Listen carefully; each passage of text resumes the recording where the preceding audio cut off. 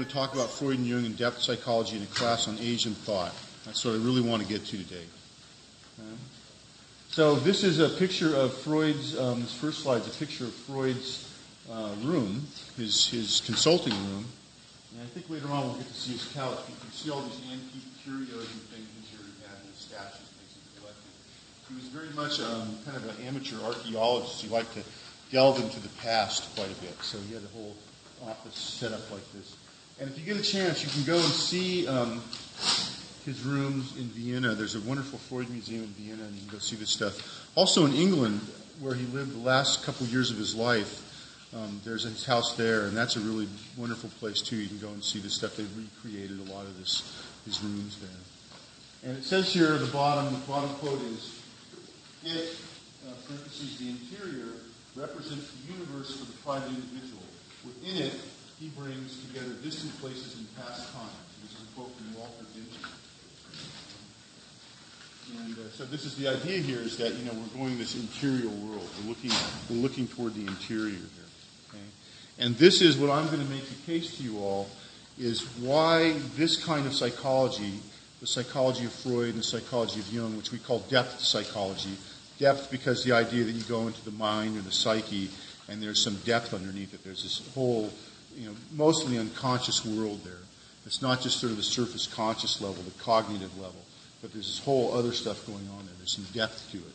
And so why is this psychology useful for looking at or understanding Asian thought? Well, in my opinion, it is the closest thing we have in our Western culture to the kinds of philosophical systems that we're going to study in traditional Asian thought.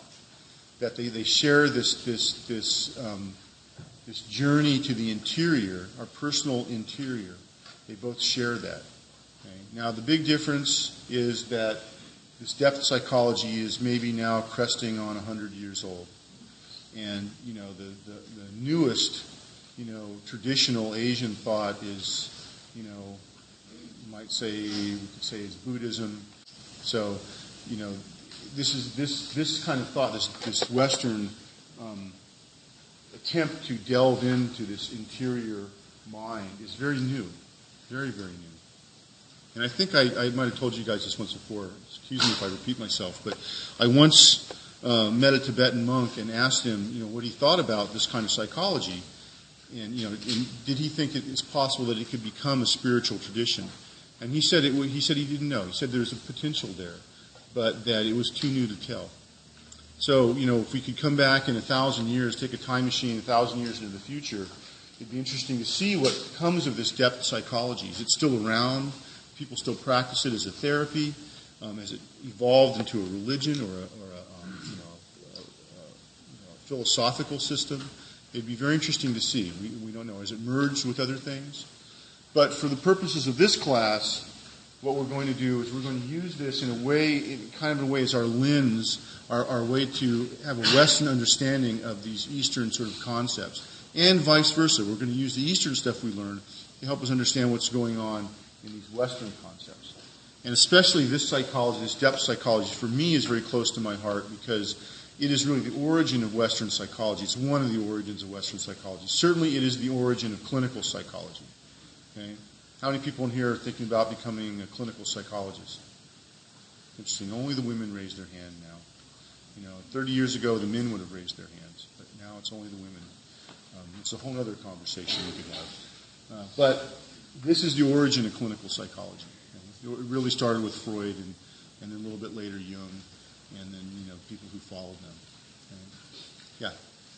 Given the complexity of all the traditional Asian religions or whatever they are, and all the thought processes they have, did they not ever come up with thinking about the unconscious at all?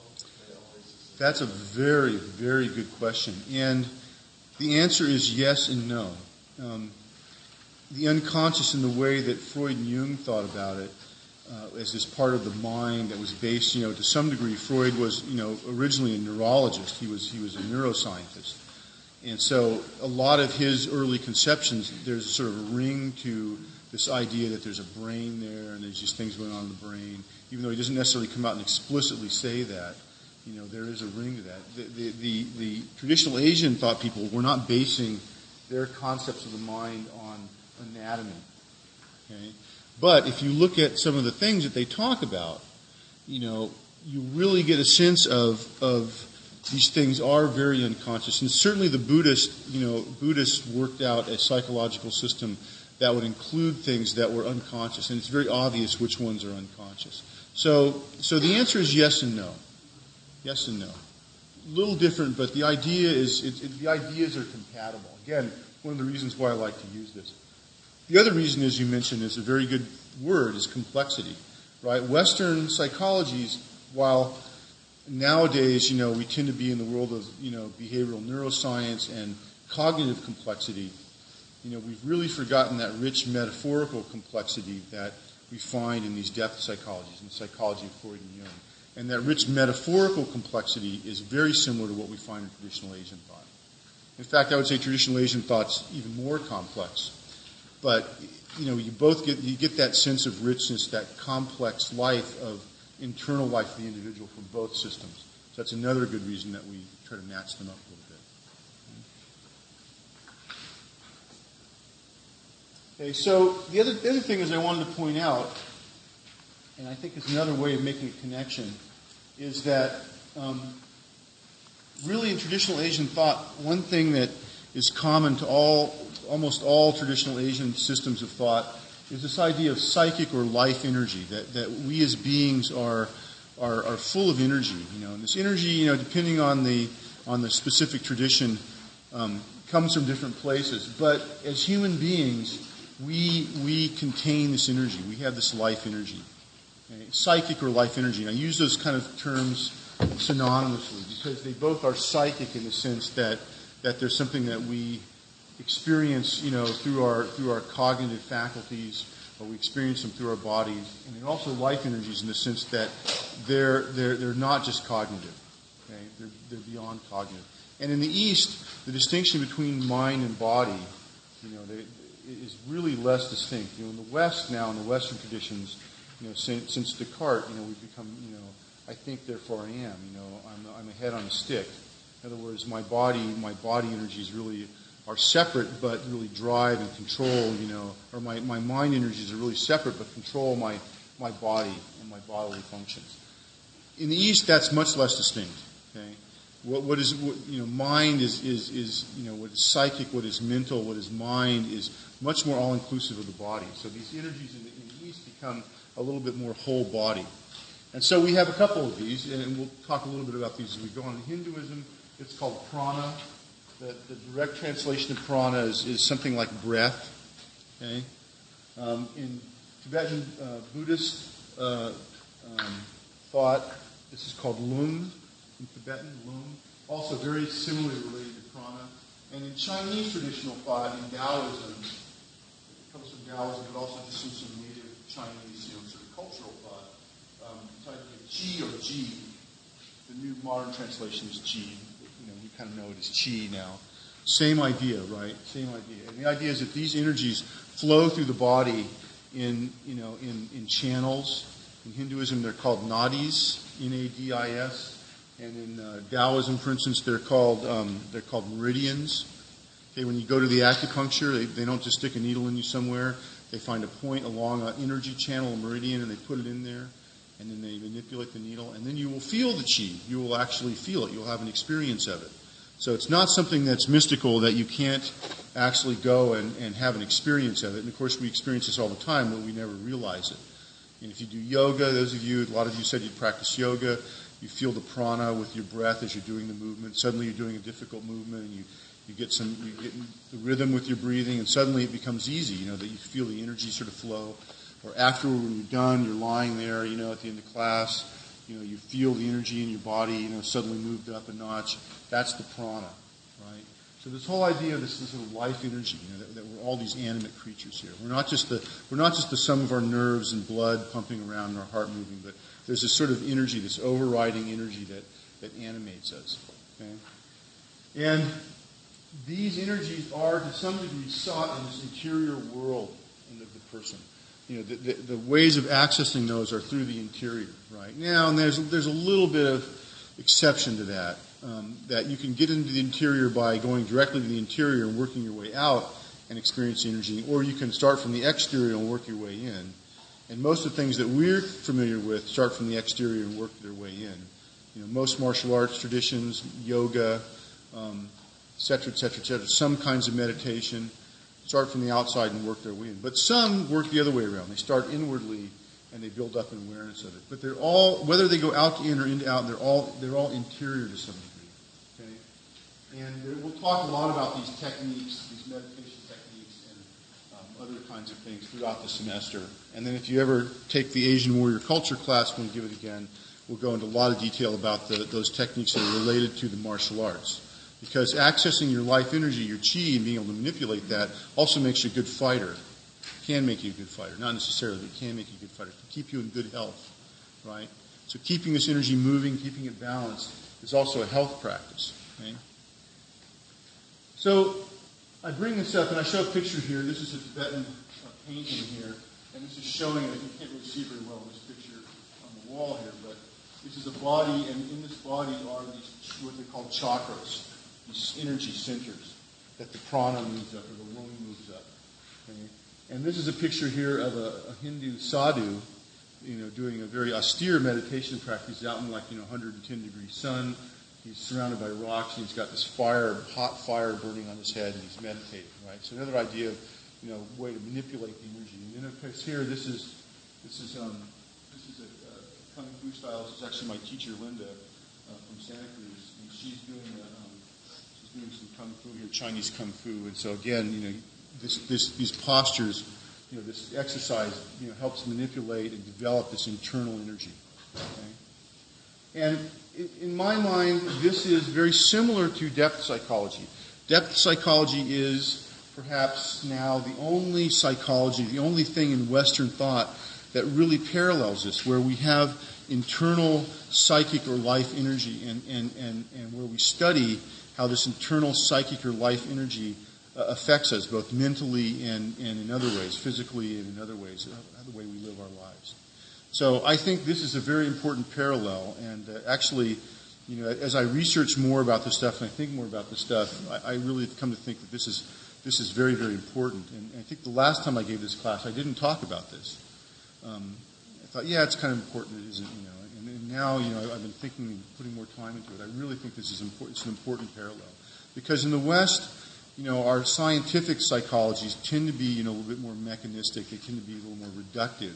But this is a kind of psychological tradition we have in the West where we can look at the human being a little more holistically. And that is more in concert with these Eastern traditions. Okay? That make sense? Questions about that? We'll hopefully get back to some more of this stuff later. So what I want to do today is I want to start by talking a little bit about the sort of Western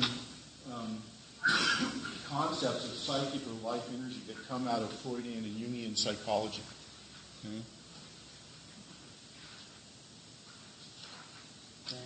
So we'll start with Freud because historically he was the first one. And Freud really talked about two kinds of psychic energy. The first one is called instincts. And the German is saying it's instinct. And instincts are biologically fixed and evolutionarily determined, right? So, what's an example of this? I see a bug walking on the ground, and I go to squish it, and that bug senses my finger coming to squish it, to use the shadow or whatever, and what does it do? Does it sit there and get squished? Does it run away? Yeah, it runs away, right? It doesn't want to get squished. That's an instinct. That's biologically determined. That's the programmed into its genes. From the Western point of view, we don't consider that bug to have a mind, per se, like a cognitive mind. It's not self-aware.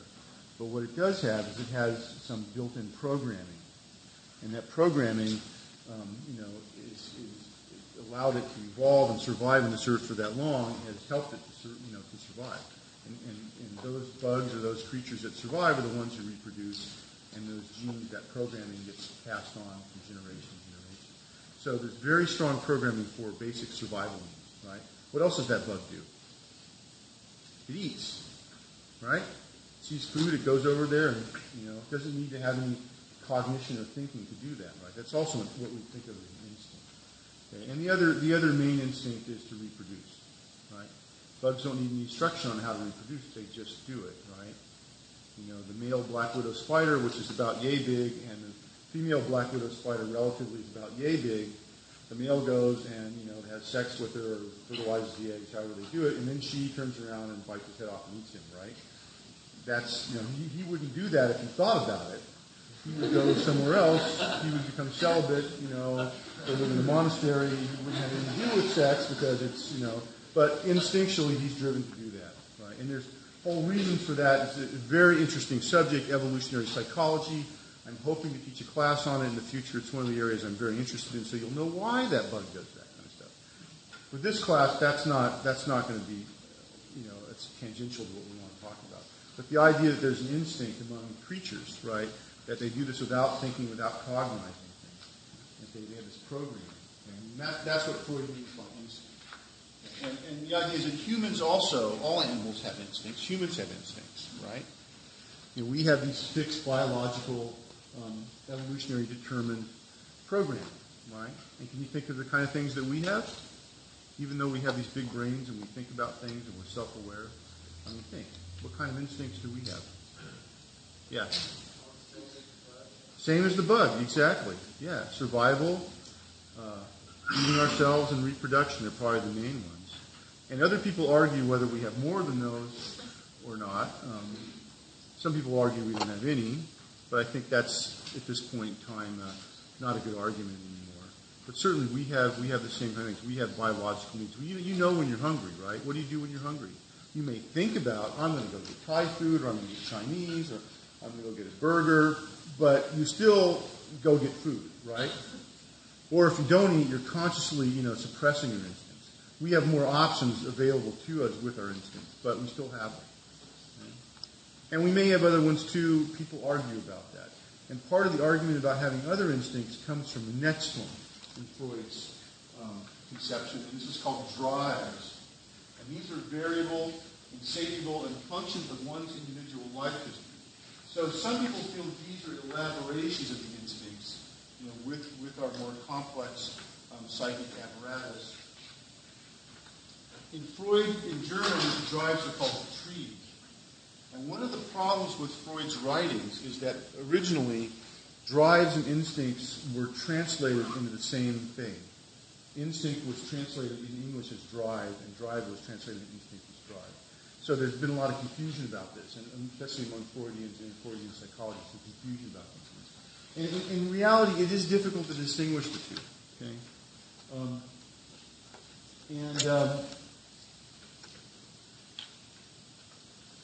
I like to think of drives as being a little bit more variable. They're a little less fixed. They're a little more variable, right? They're a little more like the next level up from instincts are very basic, and then you sort of elaborate upon those, and then you get what I would think of as drives. Okay? Now, people would disagree with me on that, but that's kind of how I conceive it. So, for instance, we might have one of our instincts might be to reproduce, right? Hence the beautiful naked couple up here, right? But a drive related to that might be to form a couple with somebody. Okay, to couple up with somebody. Okay, the basic drive is to reproduce, but or the basic instinct is to reproduce, but the drive manifests as this desire to couple up with somebody. It can even be somebody of the same sex or the opposite sex. But this idea that you want to bond with another person, you want to form a pair bond, as they say in evolutionary biology. Okay?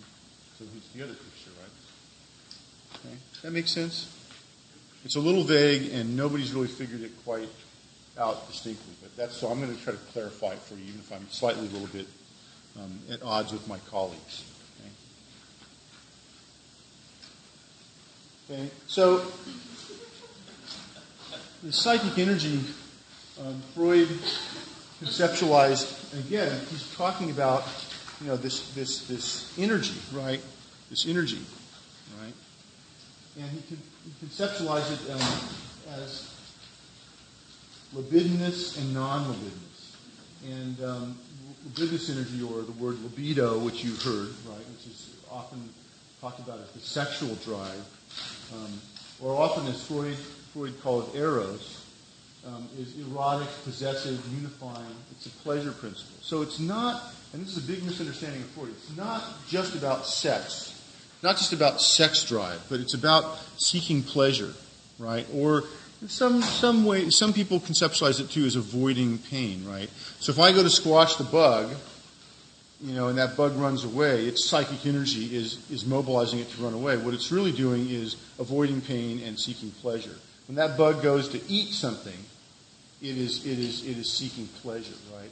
And so this is also related to Freud's theory of development, that infants, children through various stages, find pleasure in different zones of the body, starting with the mouth, and then I think it's the anus, and then finally it's the genital region. And then that gets elaborated on as they get older. It's really pleasureful. It's really seeking pleasure. Right? And the other non-libidinous, non-sexual energy is thanatos, which Freud originally thought of as a death instinct, as a death, almost like a death wish, a death instinct. But later on, this gets modified into a destructive, aggressive energy. Okay? And you can imagine the bug too. What's the other thing the bug can do? You're going to go squish it, right? What's the other thing it can do? Turn around and sting you or bite you, right? So it's got a couple options. It can run away, feel pleasurable. It can turn around and sting and bite. In human beings, these energies are ambivalent. Hence my wonderful picture of Supergirl and Batgirl, right? So Batgirl's been bad. She's getting a spanking. That's thanatos, right? Supergirl's giving a spanking. That's thanatos. But at the same time, there may be, and if you can see the slide up close, they're actually smiling. They're having a good time. This is pleasurable. So there's also an erotic component to it too. And of course, we know from human sexual behavior that this is very common. That there's often aggressive and sexual behavior mixed in human sexual behavior. That the pleasurable and the aggressive are mixed together. Now, some people take this to the extreme, and you have people who do S&M and bondage, where they're really hurting each other, and that's where they get their pleasure from. That's sort of the extreme. But I would say the majority of people, probably, there's some little mixture there. Okay? Does that make sense? Okay? And there's an ambivalence in these things, and they're often present in the same behavior. Okay? They're often present in the same behavior. And if you think about this, and you're really honest with yourself, you may agree with this. You may not. You may be repressing it right now and saying, I don't want to think about this. I'm going to repress it in a very Freudian way, which means you'll go home tonight and you'll have a dream about something, and it'll be related to this. And we'll talk about that. That's okay, though. That's what Freud said we do with things that are, forbidden things that come to consciousness, that come to light. We can't deal with them in our consciousness, for whatever reason. We have to feel we need to repress it. It makes us too anxious. And we repress it, and then it comes out in a dream. Okay, it'll come out in dream form. It'll be changed around. The symbolism will be distorted. It will be disguised. We won't have a dream of having sex or being spanked by Supergirl. Instead, we'll see a hammer pounding a nail, or a key in a lock, or something that's will be disguised in a way that won't freak us out as much. Okay? So this is basic. The basic way Freud conceives of this psychic energy, right? This interior energy that we all have. This is what jolts us up. And I would say that I find it hard pressed to believe an argument from somebody that human beings don't possess some kind of psychic energy like this, because we do all seek pleasure, we do all seek to avoid pain, and most of us have some aggression, some ability to have some aggression. And these are all, if you look at it in an evolutionary sense, these all have survival value. Okay? They all have survival value, right? If you didn't care about eating, you just sort of waste away and starve to death. You'd never propagate your genes, and your ancestors would not have survived, and so you would not be here now. Okay? With all these drives in it. So these drives are there for a reason. They're there because they were useful. Okay? The psychic energy was useful. Now, somebody may argue a jellyfish that drifts around in the ocean, doesn't have any active mobility, just goes wherever the wind takes it, whether it has any of these kind of drives or not. And that would be an interesting philosophical discussion to have. But for the purposes of this class, I think we can assume, especially for human beings, that these are fairly universal. But I'm willing to listen to disagreement about that. So if anybody disagrees, raise your hand now. I'd like to hear a counter argument. They do. We all do. We all have these. Yeah. Jellyfish? Okay. All right. But what about humans? Anybody think humans don't have these? Anybody here never experienced erotic, aggressive, or feelings of wanting food? Okay. So Freud would say, and I'm going to be for a few minutes, be kind of a strict Freudian here. Freud would say that you wouldn't be alive if you didn't have these things. This parallels Asian thought as well. If you didn't have chi and you didn't have prana animating your body to do things, that you really wouldn't be alive. And part of the difference between what is alive and what isn't alive is related to having this energy. Now, the main difference is in some Asian thought that inanimate objects can also be considered to have energy, prana or chi. Okay, in China, in Taoism, the landscape can have a certain kind of chi and energy. In Western thought, we don't buy that. We're too scientific. We don't really extend it beyond what we know to be, animal life. Maybe we might consider a plant. Maybe, some people do experiments. They put electrodes on plants and see if they feel pain or something. Maybe, but that's a little bit stretching the envelope. We typically think animals are the ones that have this energy. We don't really concern ourselves with whether a rock has feelings or is animate in some way. But in Asian thought, in some systems, animals, plants, rocks, landscape, spiritual realms, all these things can have energy as well as just what's interior in the human body. Okay. And if you're a Buddhist, you believe that all these things are mentally created. The landscape, everything, ultimately is a function of your own mind. And so, of course, they have energy because you're putting it out there, okay? Or you're projecting it out there. Questions? I've convinced you all now that you all are hungry and horny and violent. Good. That didn't take much.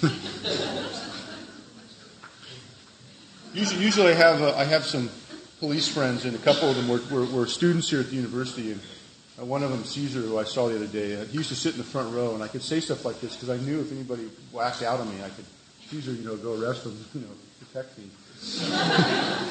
Now I'm a phone call away, so it's going to take a few minutes for them to get here. But please don't go crazy on me here. It's okay. We're all in this together. That's the good news. We're all in this together. None of us are special for having these drives. Okay? And if you become a psychologist, you become a clinician, and you see people in the consulting room, this becomes very, very apparent. Freud said one of the most famous things that he said, and I'm paraphrasing here, somebody said, what's the main deal about therapy? What are the main issues people had? And Freud said, love and work, right? And you can really, if you boil that down, you can really say to yourself, sex and aggression. Because love, for strict Freudian, that can boil down to sex. And work, being in the work environment, can boil down to some degree to aggression. Lack of, in sense of cooperation, or having more of in the sense of being in a dominance hierarchy. So really, it's Freudian psychology in a nutshell.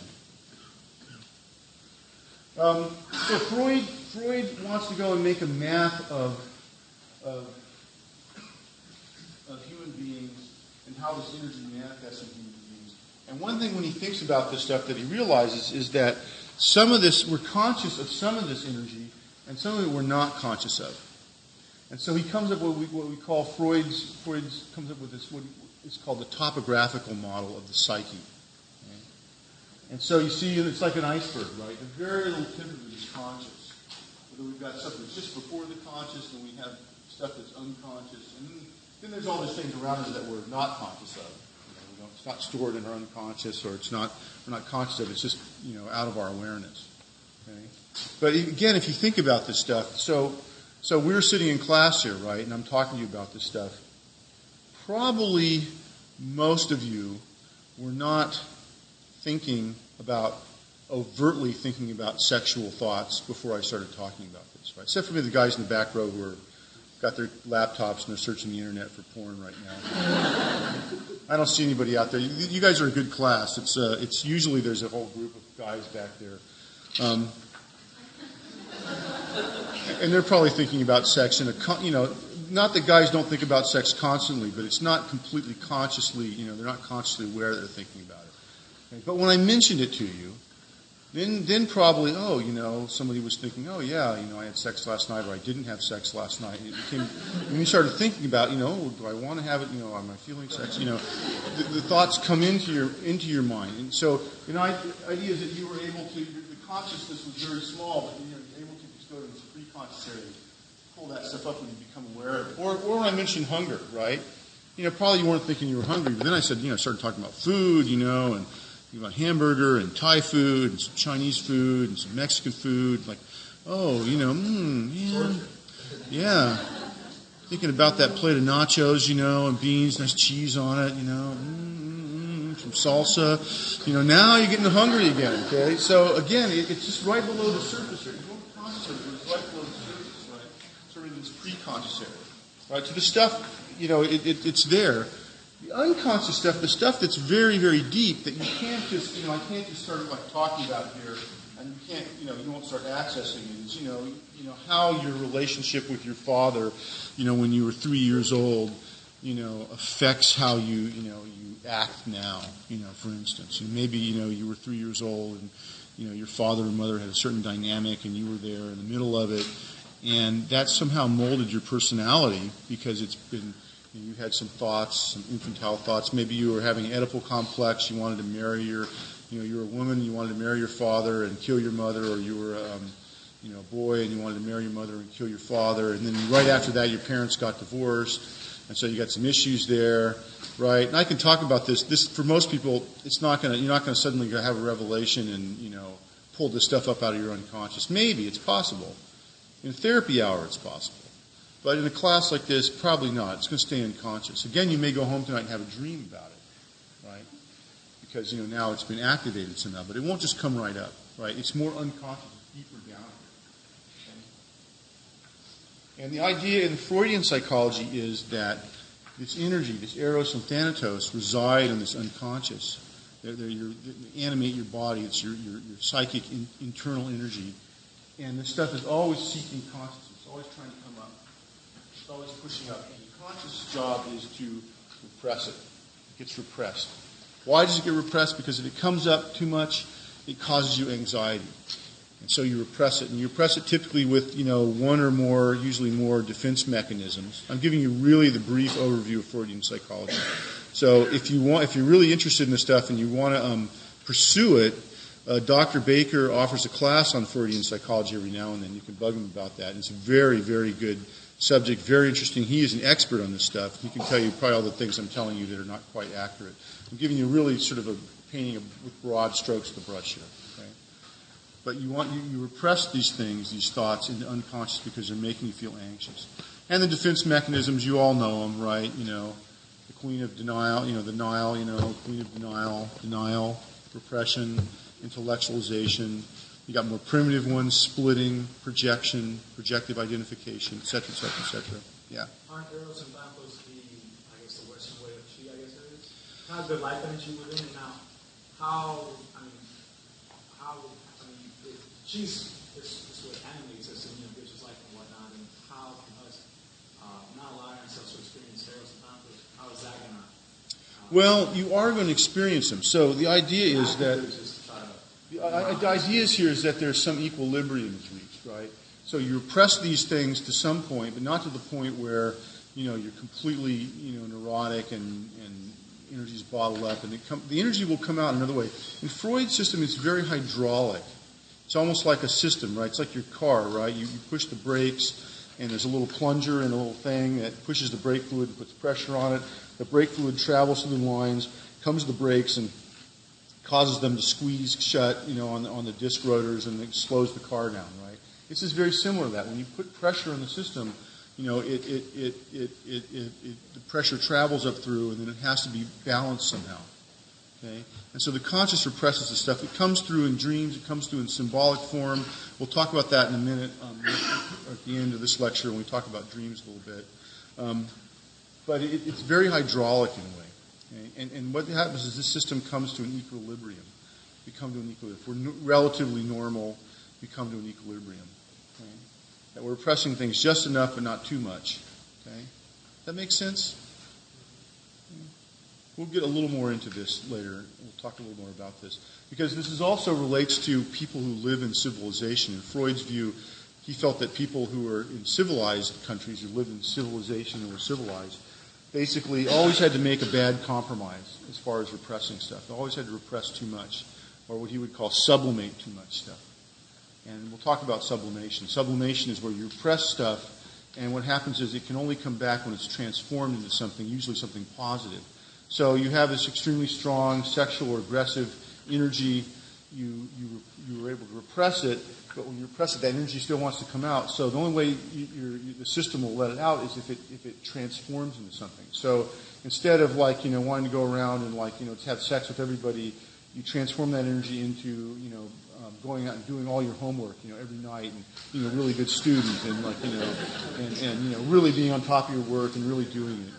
You want to go out and beat up everybody you see and get in fights, but you repress that energy and then you transform it into something and you make it into something constructive. Like instead, what you do is you go out and volunteer for the highway road crew and clean up the highway. Put that aggressive energy to work, right? And that's the simplistic idea of sublimation. But at the society level, Freud felt that sublimated energy was the building blocks essentially of civilization. That's why we're civilized. But in order to get that sublimated energy, we have to repress quite a lot of stuff. And so we never quite feel satisfied. Now I'm going to talk about that, and I've got a slide on that a little bit later. I'll get to that again. Okay. Is this making sense to everybody? Again, this is just a big overview. Okay. Let me just do one more, and then we'll take a break here. So Freud, the topographical model was satisfying, but still not quite satisfying. And he felt like different aspects of the mind, did actually have different functions, even though they were conscious or unconscious. And so, for instance, how do things from the conscious mind get repressed? And so what Freud did is he came up with what he called the structural model of the psyche. And this includes these things, the ego, the superego, and the id, right? And a lot of these structures, the ego, the superego, and the id, are unconscious. All of the id is unconscious. The id really represents the psychic energy, right? Eros and thanatos. The superego is you can kind of think of the superego in the simplistic sense as the conscience, right? This is something we inherit from our parents and internalize, what's right and wrong, our sense of right and wrong, what we should be doing, what we shouldn't be doing. And the ego is oftentimes called the executive function. I like to think of the ego as the thing that, it's got a lot of survival value, right?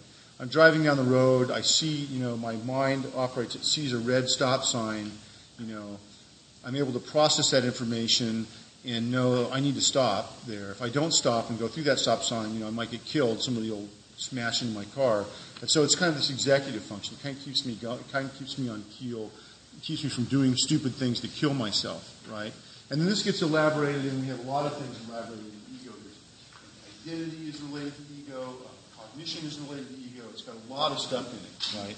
But a lot of times we kind of, in a commonplace way, think of it as a sense of self. I am stopping at the stop sign. I am slowing the car down. I am doing this. I am standing in front and talking to you, right? This ego, this sense of the self, this self-awareness, also wrapped up in ego. But part of the ego you see is unconscious, right? Part of our identity, part of our sense of self is unconscious. And what happens is that the ego is also responsible for suppressing stuff that comes up. Stuff's coming up here from the id. The ego's job is to keep that suppressed, right? Keep that down. Don't let it up. And the superego helps with that too. Okay. Questions? Yes. Is the ego somewhat instinctual too?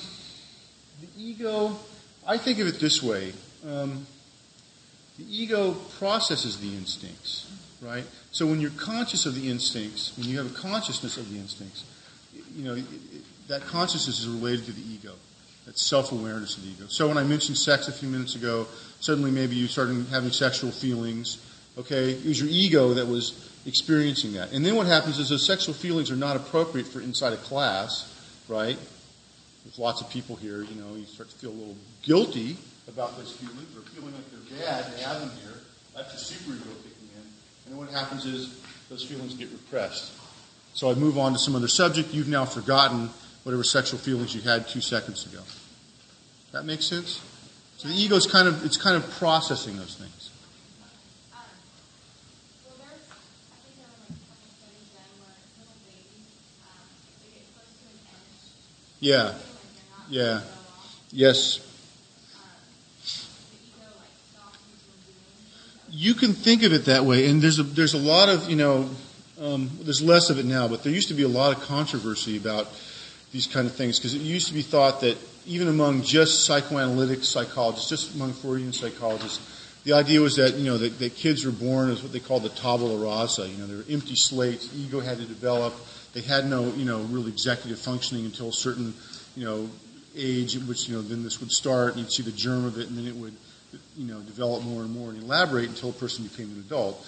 Now, I think the more the thinking is that kids are born with some innate executive function, whether it's not a full-blown ego, because it's not fully self-awareness, but there's enough awareness there to keep them from going over an edge, those kind of things. And these things are thought of as to be more instinctual, right? Kids, babies, will suck. You put your finger there, or a nipple, or a bottle, they'll suck at it automatically. That's an instinct, right?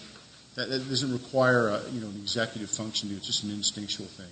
So how much of these things are instincts and how much are actually, the formation of ego? And ego formation is a big deal in psychoanalytic psychology. It's been the area of a lot of theory, an area of some research, and depending on which flavor of Freudian psychologist you are, you'll have a different theory, a way that you conceptualize. It's very, very interesting. Really, really fascinating. If you're interested in that, I've got a lot of really good references for that, if you want to read about that. For the purpose of this class, don't worry too much about it. I mean, it is, if you were to go on and study, Buddhism in detail, and you wanted to look at how the Buddhists think about the ego and how the ego developed in Buddhism, as opposed to how it develops in Western psychology, you could do a great paper, or you could go to graduate school and do your PhD thesis on that. It'd be wonderful. And actually, the Buddhists do have a whole, theory of ego development, which is a little different than what Freud said. Similar but different. So it is actually something, we will see this in Asian thought as well. This sense of I, this self-awareness, this ego, will also come up in Asian thought. We also have this in Asian thought, but a little bit different. Okay. Does that answer your question? Okay, good. Okay, so again, we find a parallel, to this sort of structural model in traditional Asian thought. And the parallel we can see in the symbol of a lotus, right? And this is, you see, at least in Hinduism and Buddhism, the lotus is a very, very common symbol. And there's, of course, different kinds of lotuses, and they have slightly different meanings and everything. But the overall meaning is the lotus is a flower that grows it grows in water, in ponds. And the roots are down in the muck and the mud, and the roots go up through the water, and the flower comes out at the top and opens and blooms on the top. And so again, this becomes a metaphor for this, either the structural or the topographical model of Freud, right? It's very similar, right? You have all this unconscious stuff down here, all this muck and mud. This is all these, aggressive and sexual, drives are. And then, the idea is that a person can evolve to, their conscious mind where they open up to this in bright sunlight and pure consciousness appear. Okay? And even though they need the muck and the mud, they have roots in the muck and the mud, the consciousness can become pure and open up. And or can just become conscious, right? Become aware.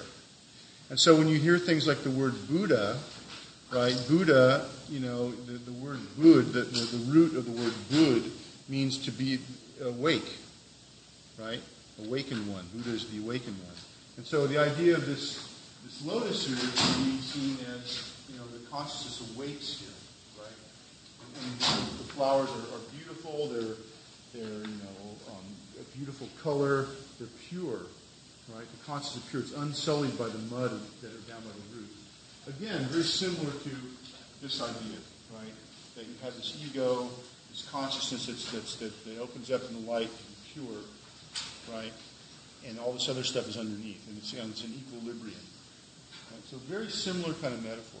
Now the difference is, the important difference is that in the Lotus example, you consider this to be more of a positive psychology, right? The consciousness opens up, it's pure, it's wonderful, it's unsullied. We think of this as a positive thing. As where in Freudian psychology, we're always working within the specter of psychopathology. There's always this idea that human beings have this pathology, right? Even Freud said, really the best we can hope for is to be aware of our neuroses. We're never going to get rid of them. We can become aware of them, right?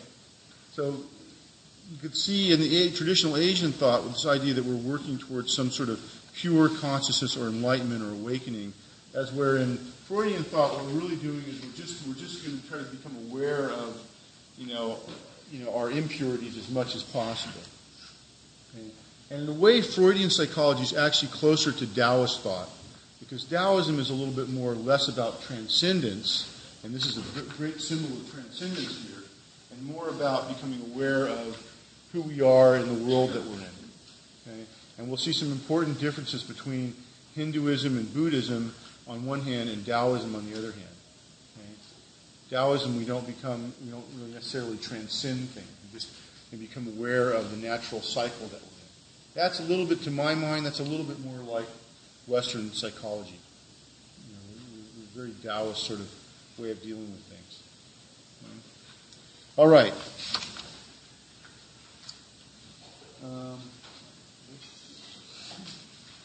So I mentioned this before about the problem of civilization that Freud said, and civilization in German is translated as Kultur. And it's a great quote from Freud from his book Civilization and Its Discontents, which I highly recommend to anybody who wants to read. It's not an especially difficult book to read. It's very, very profound. And in this quote he says, "Men are not gentle, friendly creatures wishing for love, who simply defend themselves if they are attacked, but that a powerful measure of desire for aggression has to be reckoned as part of their instinctual endowment. This result is that their neighbor is to them not only a possible helper or sexual object, but also a temptation to them to gratify their aggressiveness on him, to exploit his capacity for work without recompense, to use him sexually without his consent, to seize his possessions, to humiliate him, to cause him pain, to torture and to kill him. Homo hominis homini lupus." Man is wolf, that's what that translates. Who has the courage to dispute it in the face of all the evidence in his own life and in history. So what Freud is saying here is that as human beings, our aggression is not just, defending ourselves from others, but that, we have a measure of aggressiveness which is, how can we say, has a good deal of outreach to it. That we're not just, sort of these nice people who go along and then, just get aggressive when we're attacked, but that actually we have a large measure of us that wants to go out and attack other people. And if we can subdue somebody and get them to work for us or, force them to have sex with us, in some sort of violent way, we'll do it if we can get away with it. Okay? So he took a very dim view of human nature over that. Freud was a very, quite cynical guy to some degree. And Civilization of Its Discontents was written a little bit later in his life. And this is after he had I believe he had a son who died in World War I. I know he had sons who fought in World War I. I think one died in World War I. And so he had seen, this great war. He was very, very cynical about human beings' capacity to contain their aggression. Okay? And he summarizes the problem of civilization as this: how can the demands and desires of an individual be reconciled with those in the group? And Freud links this discontent experienced by civilized human beings to stages of psychic development of a child, right? So he says people in society go through stages where they adjust to being in society, much like the same stages that a child grows up through. You don't really need to know these in detail, but primary narcissism, beginning of socialization, adherence to reality principle, internalization of values, sexual differentiation, and resolution by dealing with conflict, Oedipal conflicts. Okay? So he says there's a process that human beings are going through. But the important thing that I want you to think about in this class, and I think this is somewhat similar to and different to than Asian thought, is that human beings are never quite comfortable in their skins in a culture because their own individual desires and needs have to be sublimated. Right? Even these horrible, aggressive desires and needs have to be sublimated. We can't just go out and attack and kill anybody we feel like. We can't just go and have sex with anybody we want to against their will. We have to sublimate. If we have these instincts, we have to sublimate them. And I think for the most part, most of us do a pretty good job of that, right? Probably all of us here have experienced road rage at some time. How many people here have been cut off on the freeway and started swearing and yelling and screaming at people? How many people here experience it once a week in Camarillo? Usually with another driver who's on a cell phone. But this is an example. We all have these experiences. For a split second there, somebody cuts you off. You probably, for a very nanosecond, you probably want to kill them. And that passes. You quickly sublimate that, quickly repress that thought down. But the potential for that is there. And how do we know that? Well, we can look around and we can see people who do these sorts of things. We have plenty of killers in our society. We have killings in Oxnard just last week, just close by here. We're involved in a war. People are killing each other. There's parts of the world that are perpetually in war. People are perpetually killing each other. It's become a way of life almost. So we look around in the world, we can see this. And Freud challenges us here. Look around. How can you say this isn't true? Look around what you see. And the only thing we can really say is, in our defense, is that, approximately, right now, close to us, we don't see anything going on right this second. And isn't that wonderful? Right? But this stuff does happen in the world. And people do horrible things to each other. The John Bonet guy, they brought him back from Thailand. I guess, he's probably crazy. He probably didn't do it. But, he was doing other stuff in Thailand to kids. You have horrible things out there. How many people are parents? Yeah, don't you worry about your kids? Now it's almost a point of, I like to think it's a point of paranoia, but, I used to believe people were really paranoid before I had a kid. Now I have a kid, it's like, oh, of course, this is just normal. There are predators out there, and kids are basically helpless. And these predators will take advantage of these helpless beings if they have a chance. And you just have to, be careful. So, maybe I'm getting cynical in my old age, but I look at quotes like this and I think, there's really more than a grain of truth to it. Yes? So would you say that in the course of human history, those tribal societies, like some of them being in the South Pacific or in Africa, that are egalitarian, that have rather tribal elders rather than a ruler and pyramid social structure, do you think those are anomalies? Well, there's been a lot said about this, and it used to be back in the day that the thought was in Freud's time was that these tribes and these more quote primitive societies didn't sublimate as well, and that's why they weren't civilized. And of course, they didn't have all the wonderful modern conveniences, but in Freud's view, they probably were happier as individuals because they could every once in a while get away with killing things or whatever weird sexual practices that the Westerners projected onto them. Right. The reality of it is, as we know now, is that that's really a very biased, dare I say, racist viewpoint, promulgated by white people, mostly of European descent, who are going out and looking at the world and trying to find evidence to prove their own superiority. And we know now this is just clearly, hogwash. It's not true. That you have societies in places that had very, very well worked out, very complicated, civilized societal structures, even though they didn't have the material, kinds of civilization that we have now that we enjoy, or even at the time were available in Europe. The Western kinds of things, Western science, the Western discoveries of different things. The reason for that is primarily due to, believe it or not, it's primarily due to agriculture. It's It's not really due to race, as is long believed. I mean, still people believe in that. If you go back and read textbooks, about this stuff, even in the 1900s, in America, you'll see all this racist crap out there. It's just not true. Really, the likely story is that some places were able to develop large-scale agriculture because of the kind of plants that could grow in the environments there, and because of that, they're able to store grain. And because they're able to store grain, they're able to have a whole class of people who can become specialists at doing things. They can go out and become specialists. They don't have to go out and forage for a living or make food for a living. They can do other things, such as figure out how to smelt metals and perform science and do these other things. And then their society can then progress because they can develop better weapons and then go over and invade and take over other people and then become very rich that way. And really, that's more of a likely explanation than anything having to do with race or heredity. In fact, I think personally a very likely explanation. There's a very good book written by a guy named Jared Diamond. He's a professor at UCLA, and he's written a number of books. But the one that's really good is called Guns, Germs, and Steel.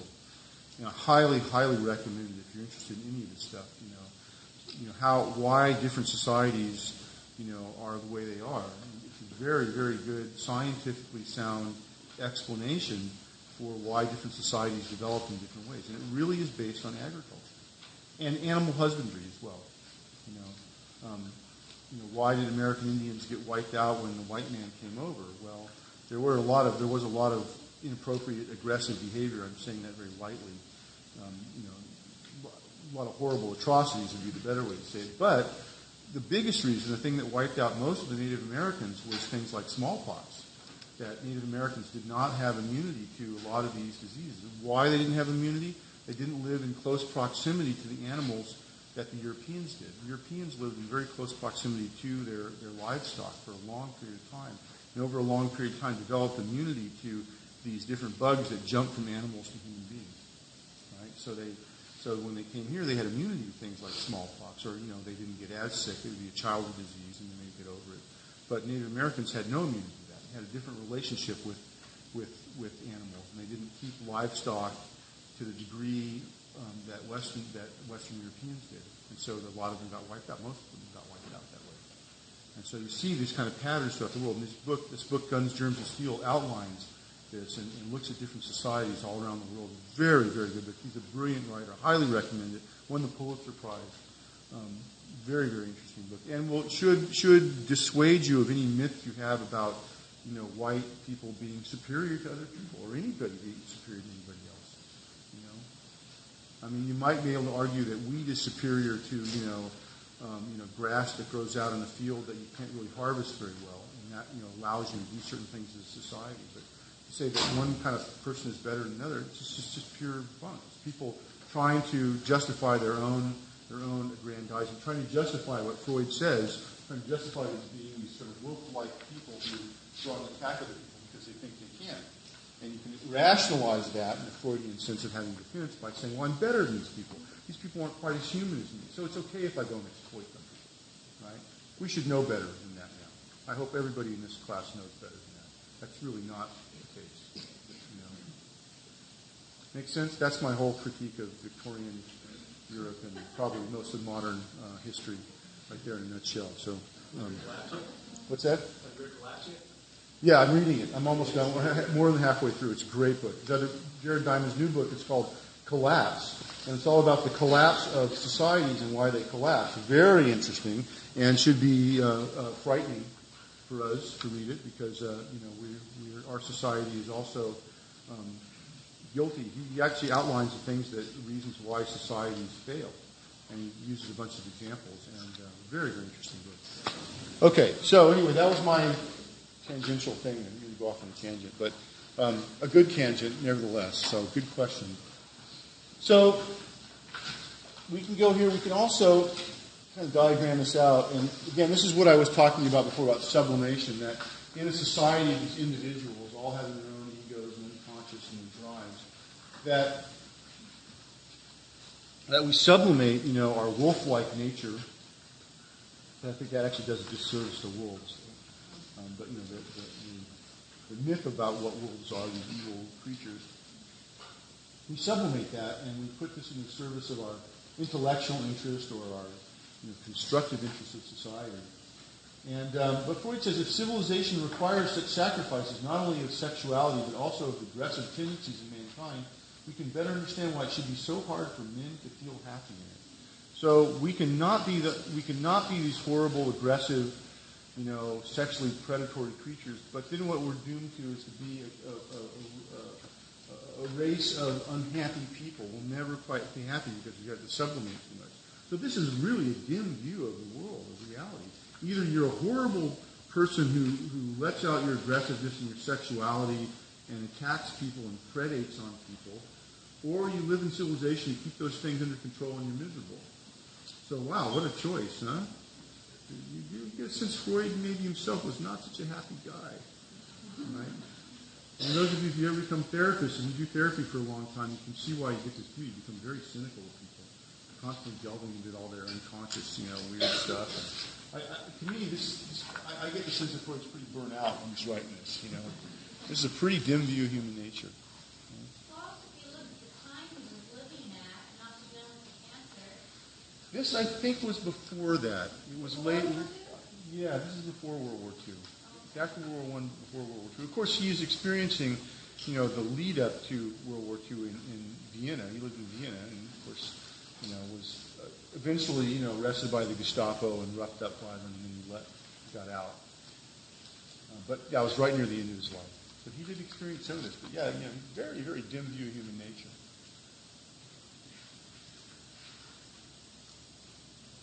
Okay. Another idea in Freud's model of the psyche is this idea of projection.